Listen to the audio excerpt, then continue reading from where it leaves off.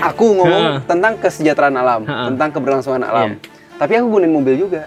Tapi aku gunain AC juga. Tapi kita tahu air residu dari AC tuh mau sumber kacanya ada, gitu kan. Terus aku gunain internet juga, aku gunain mobil listrik juga.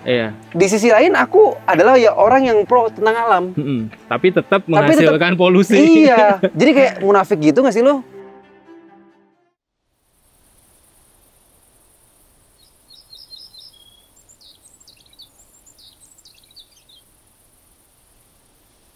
Ini ngomong lebih spesifik kali ya, Sate, sebagai individu gitu. Oke. Kan misalnya aku ngomong tentang kesejahteraan alam, tentang keberlangsungan alam. Tapi aku gunain mobil juga. Tapi aku gunain AC juga. Tapi kita tahu air residu dari AC tuh mau sumber kacanya ada, gitu kan. Terus aku gunain internet juga, aku gunain mobil listrik juga. Di sisi lain aku adalah ya orang yang pro tentang alam. Tapi tetap menghasilkan polusi. Iya. Jadi kayak munafik gitu nggak sih lo? Lu juga nikmatin lo gitu. Itu jadi kayak aduh gimana nih. Di sisi lain aku pengen memperjuangkan nih alam nih, tapi aku menggunakan itu juga untuk merusak alam. Apakah kita harus lepas semua itu? Kita pergi ke gunung bertapa, aku bahagia, aku menyatu dengan alam, kita semua terkoneksi. Tiba-tiba datang dewa, gitu.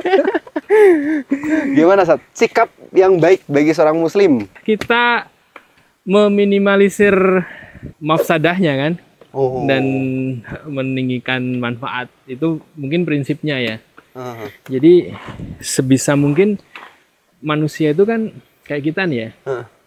Hidup di titik ini nggak bisa akan lepas dari sistem dunia yang ada gitu. Kita bahkan untuk bisa berpakaian aja. Ini berapa banyak nih bajunya ya? Bener. Ini pasti ada pewarna buatannya. Itu merusak sungai. Merusak sungai segala macam. Tapi kita bisa memilih sih. Pakaiannya berarti kita nggak harus terlalu banyak di lemari kita. Kalau ada banyak ya perlu kita bagi. Bahkan ini baju sejak lama nih, Pak. Ini logo yang ngaji pertama. Bener, 2015. Masih ada ya, Sat ya? Ada yang pengen lagi kita produksi. Berarti kita akan menambah residu. Intinya begitu sih kalau aku prinsipnya. Supaya kita tetap juga waras gitu ya. Karena kalau kita mau strict, kita mau keras nih ya. Tentang, aku nggak mau lagi pakai apapun yang menghasilkan residu. Limbah. Itu ada sih, tapi mahal. Iya. Makanya semua orang mampu kan.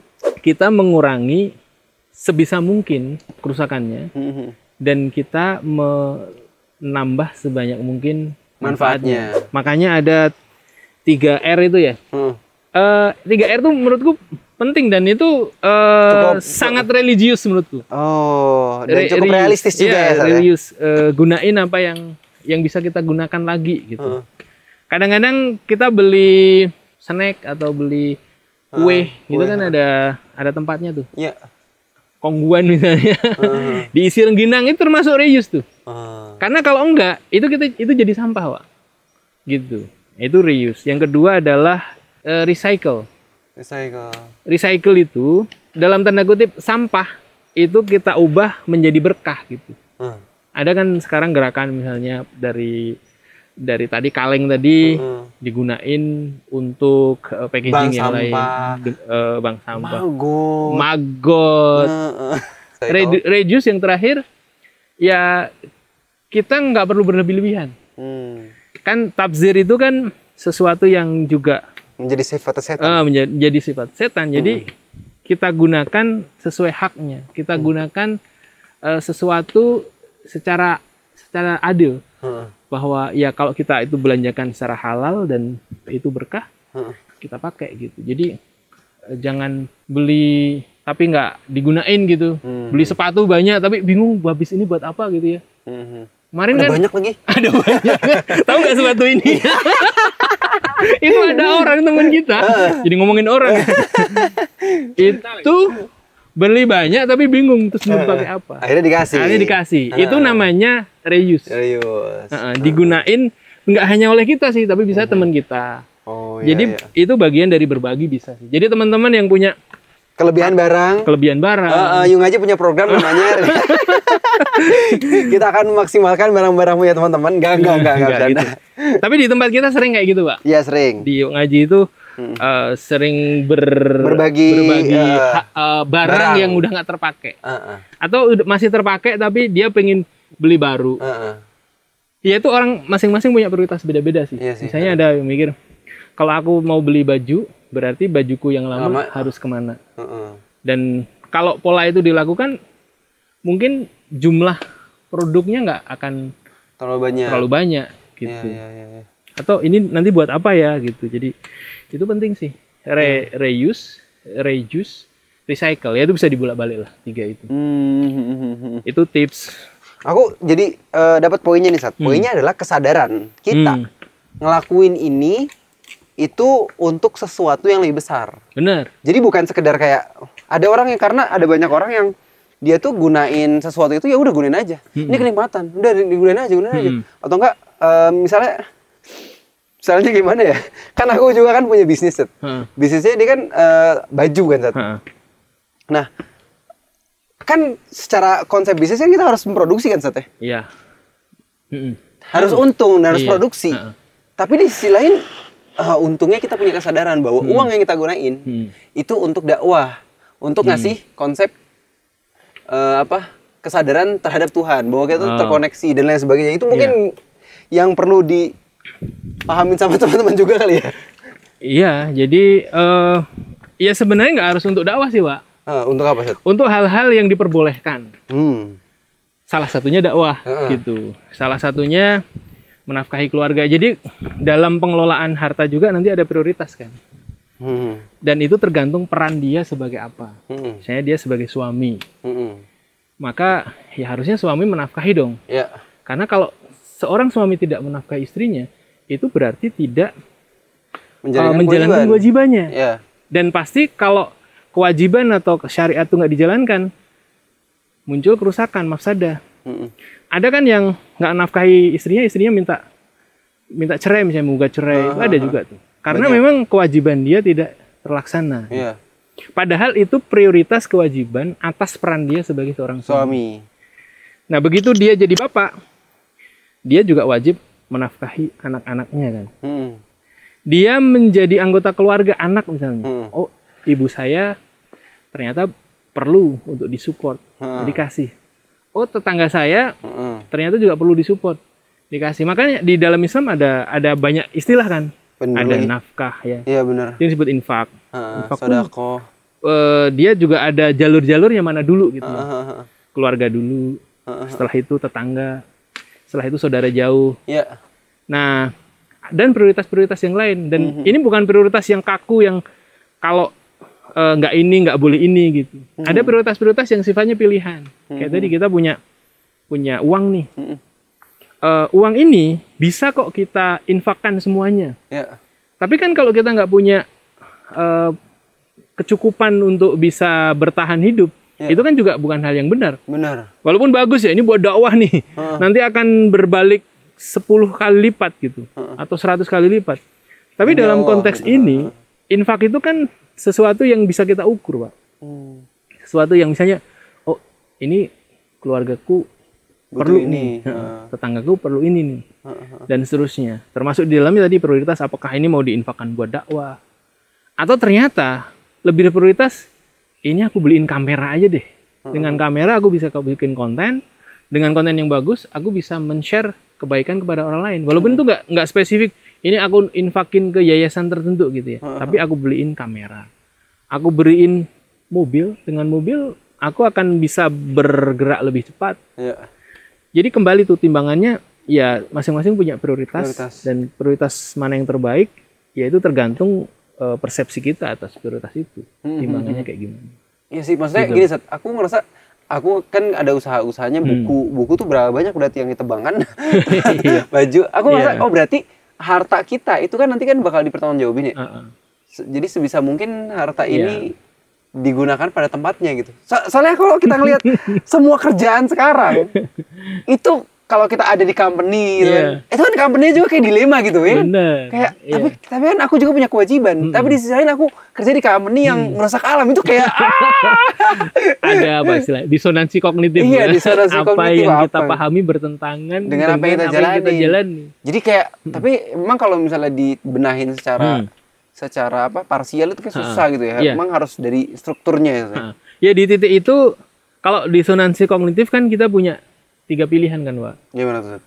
Pertama, bahwa kita harus sebelum kita masuk ke pilihan tadi, kita harus pastikan kognitif kita itu benar apa enggak. Yang menjadi standar idealnya tadi. Standar idealnya tadi apa? Misalnya, aku pengen melakukan aktivitas yang tidak merusak alam, kan? Iya. Gitu. Dan tentu kita juga punya standar-standar yang lain bahwa merusak alam itu belum tentu langsung, tapi juga berkeadilan, tetap harus rasional dan seterusnya. Nah, kalau sudah kita punya standar, berarti ini idealnya nih. Tapi perbuatanku ini berbeda dengan apa yang aku pikirin kan. Itu namanya kan tadi ya, disonansi kognitif. Pertama, kita beradaptasi nih, Pak. Sistem nilai yang kita yakini dengan keadaan yang ada itu bisa nggak sih kita kompromiin? Kitanya yang berubah nih. Nah, misalnya aku jauh lebih misalnya aku nggak pakai itu lagi lah, atau aku kurangi, atau aku recycle, reuse gitu ya. Kalau itu nggak mungkin, yang kedua kita ubah tuh lingkungan luarnya. Jadi kalau yang pertama tadi namanya adaptasi, kita beradaptasi dengan situasi yang sudah settle nih, situasi yang ada. Kita lakukan, kita kurangi sampah kita secara pribadi misalnya. Kita reuse, kita pakai lagi, kita recycle, kita ubah sampah menjadi sesuatu yang bermanfaat. Itu adaptasi. Kalau yang kedua namanya adjustment. Bener. Adjustment itu adalah mengubah sekelilingnya. Kita ubah aja, kita kasih misalnya masukan kepada perusahaan tadi misalnya, atau kepada stakeholder yang ada. Bisa nggak bahannya lebih alami gitu? Ya kalau tidak dan itu masih membuat kita resah, ya yang ketiga, Pak, kita melakukan migrasi. Kita pindah. Ya kita nggak melakukan aktivitas itu lagi sih. Kita pindah ke yang kita rasa ini lebih aman di sini.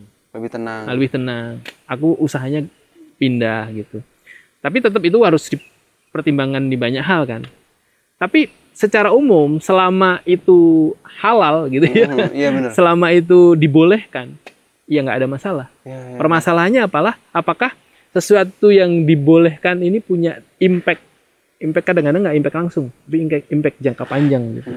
Nah itu kalau menjadi kesadaran yang sudah memutajasat gitu ya, terinternalisasi dengan baik sama kita jadi selektif lah melihat segala sesuatu. Ternyata aku pengen pakaiannya jadi yang warnanya gini aja karena ini secara color tidak merusak alam dan seterusnya.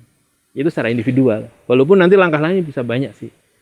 Bisa misalnya kita bikin komunitas aja yuk, yang satu sama lain saling support nih untuk membuat segala sesuatu menjadi lebih ramah lingkungan gitu. Alam friendly. Atau ke arah yang lebih tinggi. Kita coba untuk membuat arah kebijakan yang berbeda di level pemerintahan gitu. Makanya mendorong pemerintah untuk mensahkan undang-undang lingkungan hidup misalnya, di mana sebuah perusahaan itu tidak boleh memberikan izin atas perusakan alam. Kalaupun dia berproduksi, maka limbahnya harus kembali nol dan ramah ke alam gitu. Makanya kan ada pengolahan limbah ya. Ya itu salah satu hal-hal yang bisa dilakukan dalam konteks yang lebih tinggi agar si air yang digunakan kembali ke alam itu masih menjadi air yang dulu gitu. Kalau di ranah kebijakan ini juga penting sih, misalnya negara menerapkan carbon tracking gitu ya. Di mana emisi karbon yang dipakai, oksigen yang disumbangkan gitu. Jadi residu itu harus nol. Karena dia punya kompensasi di tempat lain gitu, Pak. Jadi misalnya dia bikin pabrik di sini, maka di sekitarnya harus dibikin kawasan hijau supaya pabrik itu ketika dia mencemari alam di area itu juga pencemaran itu bisa dinetralisasi kembali gitu. Itu bagian dari hal-hal yang di tingkat di tingkat regulasi bisa dikerjain sih. Nah, kita bayangin kalau misal itu dilakukan oleh negara dan niatnya adalah untuk memperbaiki manusia secara keseluruhan, itu luar biasa. Walau sekarang kalau kita lihat sepertinya tidak mungkin gitu ya. Ya memang kayak gitu kondisinya gitu. Negara memberikan akses kepada eksploitasi sumber daya tanpa memperhitungkan ini nanti baliknya kayak gimana. Ya. Jujur nih, Sat, ini pembahasan ini benar-benar buat aku gelisah, Sat. Karena gimana ya, secara nggak langsung ya, walaupun gini, kalau kita ngomong tentang halal atau haram, ya jelas usaha yang kita lakukan adalah halal. Tapi kalau kita tahu impact-nya seperti apa, itu kan ada kegelisahan kan. Iya. Walaupun itu dalam koridor halal. Iya. Jadi aku memandang bahwa ternyata manusia untuk hidup dia tuh benar-benar kayak secara langsung atau nggak langsung dia ngerusak alam. Maksudnya harta yang kita ambil berarti punya tanggung jawab. Iya. Kalau misalnya harta yang kita gunain ini tuh untuk lebih merusak lagi, itu berarti dua kali tuh double. Jadi kayak oke, kalau gue punya harta berarti pikiran gue tuh bukan cuman sekedar bukan sekedar muasin keinginan aku, tapi gimana caranya agar ini tuh benar-benar balik lagi. Benar. Either itu balik ke alam, ke manusia, atau hubungan kita sama Tuhan. Yeah. Jadi kayak serem sih, kayak orang dapat uang banyak dan kita tahu pasti uang itu ada keterlibatannya dengan alam, dan uangnya hanya untuk muasin egonya dia itu. Wah, gila, dua kali situ. Dua kali situ. Dan tipis banget, Set. Maksudnya tipis gitu antara orang yang ngelakuin sesuatu dengan dia tuh tahu dan sadar bahwa iya, gue tahu gue tuh punya sedikit banyak gue punya keterlibatan atau enggak gue ngambil dari alam gitu. Dengan orang yang ya udah main asal guna-gunain aja. Maksudnya kesadaran itu punya nilai yang berbeda. Oke, gimana ngomongnya ya? Iya, itulah. Makanya kalau kita baca misalnya cerita Umar bin Khattab tuh ya, ketika ditanya tentang apa itu iman. Apa, Set? Dia jawab, iman tuh kayak kita jalan di jalanan yang penuh duri. Dan kita harus hati-hati nih. Iya. Kehidupan kita kan sekarang begitu nih. Iya, benar. Ada duri yang kelihatan, ada duri yang enggak. Ada duri yang enggak. Bahkan ada duri yang mungkin efeknya enggak sekarang nih. Yang kita kena tapi itu menjadi infeksi yang besar, efeknya bisa panjang gitu. Artinya ya sebatas bahwa yang bisa kita lakukan, Wah. Jadi ruang yang bisa kita pilih itulah ruang yang perlu kita cermati. Kira-kira mana nih yang harus kita ambil. Nah, disitulah aku pikir pentingnya kita makin banyak membaca khasanah-khasanah ilmuwan sih, Pak. Yang selama ini kita baca kan mungkin kayak hadis, ayat-ayat kita hafal gitu. Tapi yang menjadi tantangan juga bagaimana relevansinya dengan kehidupan sekarang. Ternyata itu memerlukan hal-hal yang sifatnya teknis. Kayak bagaimana tadi tuh meminimalisir carbon tracking. Jadi apa yang sudah kita hasilkan polusinya itu bisa minimal kita imbangi untuk kita kembalikan dalam bentuk yang lain sehingga nilainya 0. Memang ya kayak kita bernafas misalnya. Kita bernafas ini kan sebenarnya dalam tanda kutip hutang oksigen. Karena yang kita keluarkan kan karbon. Karbon, ya? Bener. Dari titik itu kita berpikir, kalau aku sehari itu perlu sekian liter oksigen gitu ya, maka ada kesadaran gimana kalau kita mulai di sekitar rumah kita ada tanaman hijau. Kalau nggak bisa ditanam di tanah, kita pakai pot. Itu paling sederhana sih. Kita jadi lebih hemat untuk mengkonsumsi makanan sesuai dengan kebutuhan. Karena kan kita lihat juga kadang-kadang kita beli berlebih, kita buang. Kita beli barang tadi, apa tujuannya nggak tahu. kita pakai gitu. Nah, itu kita jadi lebih hati-hati sih. Oke, dapat aku dapat. Iya sih benar. Jadi pembahasan ini buat aku gelisah. Tapi ketika antum ngomong bahwa kita fokus ke ranah yang memang kita bisa kuasain, itu akan buat kita lebih, oh iya, oke, alhamdulillah. Dan itu harusnya juga bukan membuat kita, udahlah aku nggak mau belajar, nanti tambah tahu, tambah pusing. Iya bener. Tapi sebaliknya sih, karena kita tambah tahu, kita bisa punya lebih banyak jalan keluar. Oh iya. Ya kayak kita ke satu tempat yang belum pernah kita tahu sama sekali kan, kita banyak nanya tuh. Tapi yang kedua, yang ketiga, yang keempat, kita jadi tahu, habis ini nih, habis ini. Kalau ada masalah di sini, kita harus bergeser ke sini. Iya. Itu sih. Ini benar-benar perjalanan ini tuh membuat kita tuh bukan fokus sama diri sih. Biasanya kalau kita di kota itu kayak targetnya tuh iPhone 17 baru gitu. Mobil baru gitu kan, ini baru. Pas ke alam ngebahas hal kayak gini, kesadaran kita meluas gitu. Terkoneksi. Kita jadi punya prioritas sih kalau aku lihat. Iya bener. Nah itulah titik. Jadi oksigen itu memberikan inspirasi dalam arti sesungguhnya. Kita bernafas maupun kita bisa menemukan ide-ide baru. Wah, ini udah cakep, Set. Ini kayak di sini tutup sih. Beneran, soalnya kan dimulai dari oksigen kembali pada oksigen. Gila. Secara konsep film udah bagus, Set. Udah ya. Karena sebenarnya kita udah mulai menanjak dan Ustadz udah ternganga dan kita ya? udah masa-masa Ngomong terus. Oke, mantap. Makasih teman-teman, kalau teman-teman suka sama episode ini, kita gali dosen kita Ustadz Hussein Asadi. Tunggu di episode-episode berikutnya. Kalau misalnya ada kritik, saran, atau apapun yang kalian pengen tanya ke dosen kita, langsung aja tulis di komen, oke? Sekaligus itu, kita mau nanjak kemana nih? Oh iya benar, kasih rekomendasi ya. Siapa tahu di kota kamu ada tempat yang bagus untuk kita explore. Dan siapa tahu juga ada yang mau barengan. Betul. Biar kita bisa ngopi bareng. Bye-bye.